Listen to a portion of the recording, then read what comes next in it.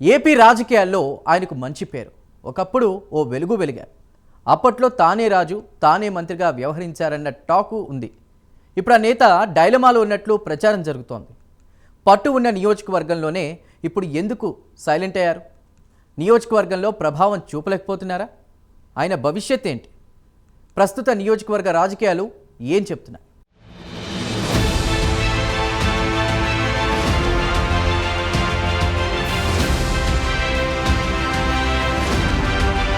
ఉమ్మడి ప్రకాశం జిల్లాలో చీరాల రాజకీయాలు ఎప్పుడూ హాట్గానే ఉంటాయి.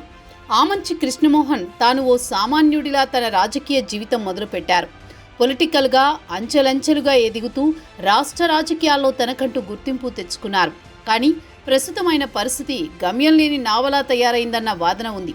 చీరాల నియోజకవర్గం నుంచి కాంగ్రెస్ ప్రతినిధిగా దివంగత సీఎం రోసయ్య పనిచేశారు. తాను నమ్మిన సిద్ధాంతంపైనే రాజకీయాలు చేశారు. తాను ఓడినా ఆ పార్టీలోనే కొనసాగారు. ఉన్నత పదవులు అధిరోహించారు.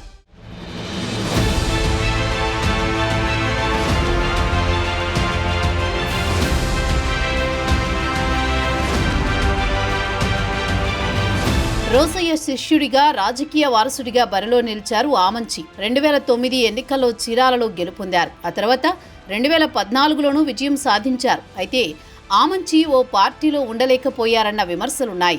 రాజకీయంగా ఆయనకు స్థిరత్వం లేదన్న వాదన ఉంది. ప్రస్తుతం ఆమంచి రాజకీయంగా ఒడిదొడుకులు ఎదుర్కొంటున్నారు. 2004 ఎన్నికల వరకు చీరాల రోసయ్యకు అడ్డాగా ఉండేదన్న టాక్ ఉంది. ఆ తర్వాత వయసురీత్యా ఆయన రాజకీయ శిష్యుడిగా ఆమంచి కృష్ణమోహన్ రాజకీయ రంగప్రవేశం చేశారు. 2009 ఎన్నికల్లో రోసయ్య నమ్మకాన్ని నిలబెడుతూ గెలుపొందారు.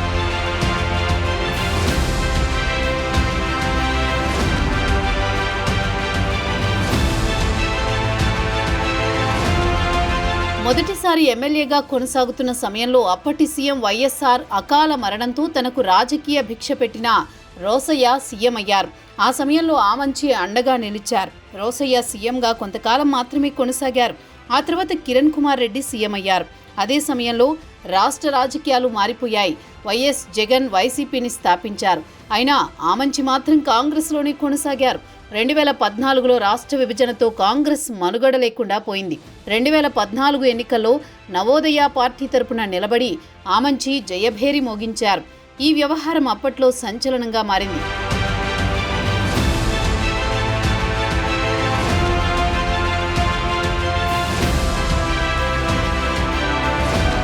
ఏ పార్టీ అండదండలు లేకుండా అభ్యర్థి గెలవడం కష్టం. అలాంటిది అసాధ్యాన్ని సుసాధ్యం చేశారు ఆమంచి కృష్ణమోహన్.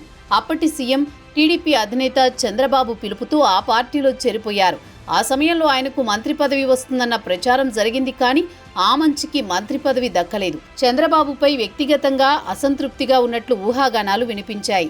ఈ క్రమంలో 2019 ఎన్నికల ముందు వైసీపీలో చేరిపోయారు. టీడీపీ అధినేతకు వ్యతిరేకంగా ఆమంచి కృష్ణమోహన్ గళం విప్పారు. ఈ విషయాన్ని సీరియస్గా తీసుకున్న చంద్రబాబు ఆయనకు పోటీగా బలమైన నేత కరణం బలరాంను బరిలో నిలిపారు.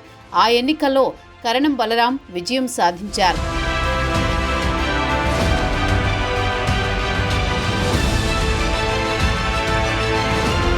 రెండు 2019లో ఆయన ఓడిపోయినా నియోజకవర్గంలో ఆమంచి రాజకీయ హవా కొనసాగింది. అది కూడా 3 నాళ్ల ముచ్చటగానే నిలిచిపోయింది.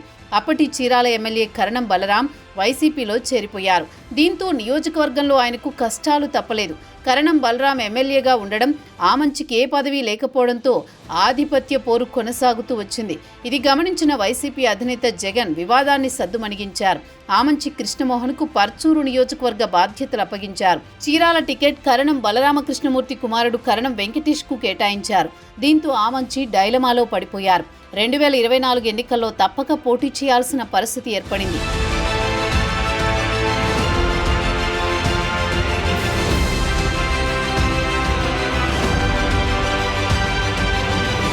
తనకు పూర్తి పట్టున్న చీరాలలోనే పోటీ చేయాలని నిర్ణయించారు. ఈ క్రమంలోనే వైసీపీకి రాజీనామా చేసి కరణం వెంకటేష్పై పోటీ చేసేందుకు సిద్ధమయ్యారు.